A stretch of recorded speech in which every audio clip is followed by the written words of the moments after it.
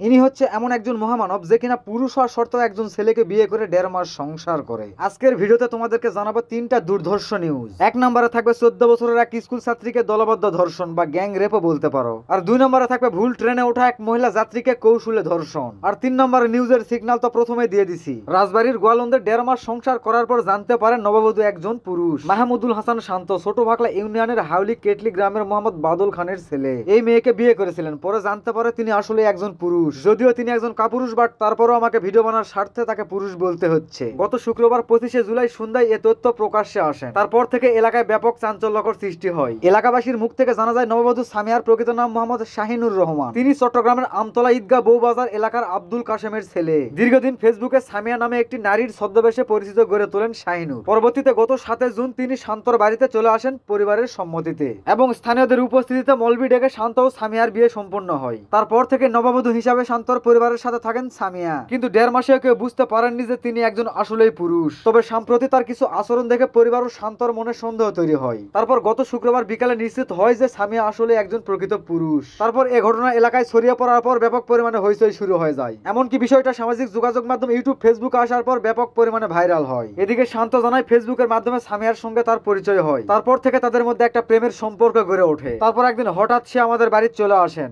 এবং পরিবারের সিদ্ধান্ত মতে বিয়েও করি। জাতীয় পরিচয়পত্র না থাকায় কাবিননামা ও রেজিস্ট্রেশন করা হয়নি। শান্ত আরো বলেন বিয়ের পর থেকে তার আচরণ ছিল রহস্যজনক। মানে কাছে যেতে চাইলেই বলতো আমি অসুস্থ, ডাক্তারে নিষেধ করেছে। এদিকে শান্তর মা মোসাম্মদ সোহাগী বেগম বলেন একজন পুরুষ মানুষ আমাদের পরিবারে বউ হয়েছিল, অথচ আমরা কিছুই বুঝতে পারিনি। অভিনয় করে আমাদের মন জয় করে নিয়েছিল। এই ঘটনা প্রকাশ পাওয়ার পর শনিবার সকালে পরিবারের পক্ষ থেকে শাহিনুরকে তার বাড়িতে পাঠিয়ে দেয়। বাড়ি যাওয়ার পর নববধূ সামিয়া এই বিষয়ে বলেন আমার হরমোনজনিত সমস্যা আছে, তাই নিজেকে মেয়ে ভাবতে ভালো লাগে। কথা ওইটা না, শান্তর জায়গায় যদি আপনি থাকতেন তাহলে ওই নববধূকে আপনি কি করতেন জানাবেন কমেন্ট বক্সে। এখন জানাবো 2 নম্বর নিউজ। ভুল ট্রেনে ওঠা যাত্রীকে কিভাবে কৌশলে ধর্ষণ করে। টাঙ্গাইল রেল স্টেশনে এই নারীকে বাগানে নিয়ে যায় দলবদ্ধভাবে ধর্ষণ করে। গত শুক্রবার 25শে জুলাই দিবাগত রাতে রেল স্টেশনের ঘারিন্দা এলাকায় এই ঘটনা ঘটে। এখানে গুড নিউজ হচ্ছে পরের দিন শনিবার 26শে জুলাই সকালে এই ঘটনায় জড়িত থাকার অভিযোগে 3 জনকে আটক করে রেলওয়ে পুলিশ, পরে সদর থানায় হস্তান্তর করে। এদিকে পুলিশ জানায় গত শুক্রবার রাতে ব্রাহ্মণবাড়িয়া নরসিংদী থেকে ঢাকা এয়ারপোর্ট স্টেশনে আসেন ওই তরুণী, কিন্তু ভুলবশত চট্টগ্রামে ট্রেনে না উঠে উত্তরবঙ্গগামী দ্রুতযান ট্রেনে উঠে পড়েন।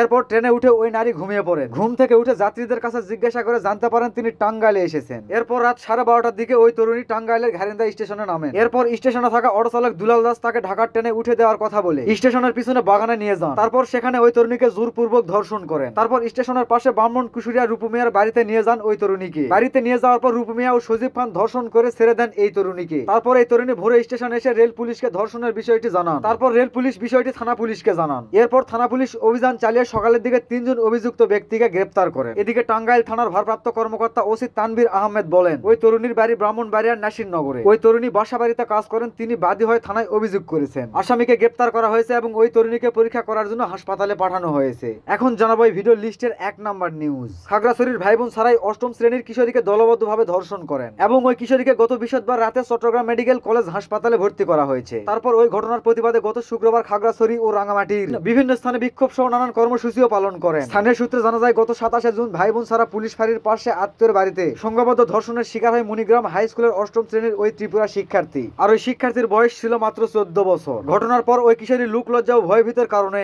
মানসিক ভারসাম্য হারিয়ে গত 12 জুলাই বিষ পান করে আত্মহত্যার চেষ্টাও করেছিলেন। তারপর 16 জুলাই জেলা সদর হাসপাতালে চিকিৎসাধীন অবস্থায় ধর্ষণের কথা পরিবারের সদস্যের কাছে জানান। এরপর ওই দিন রাতে কিশোরীর পিতা বাদী হয়ে চিহ্নিত 6 জন যুবকের নামে মামলা করেন। ওই রাতে সেনাবাহিনী ও পুলিশ অভিযান চালিয়ে এজাহারভুক্ত আসামি ভাই বোন ছাড়া ইউনিয়নের বাসিন্দা আরমান হোসেন, সাকিব আলম, এনায়েত হোসেন, সাদ্দাম হোসেন এদেরকে আটক করেন। এদের আবার বয়স দেখেন, একজনের 32 বছর, একজনের 35 বছর, একজনের 25 বছর, আরেকজনের 32 বছর। চিন্তা করেন এরকম হাই বয়সের মানুষের মানসিক চিন্তাধারা কেমন যে 14 বছরের কিশোরীকে তারা দলবদ্ধভাবে শিকার করেন। এই ছিল আজকের ভিডিও। আর এইসব ঘটনা নিয়ে যদি তোমাদের কোনো মতামত থাকে তাহলে অবশ্যই কমেন্ট বক্সে জানিয়ে দিও। আবার কথা হবে কোনো একটা নিউজ নিয়ে। আজকের মতন বাই।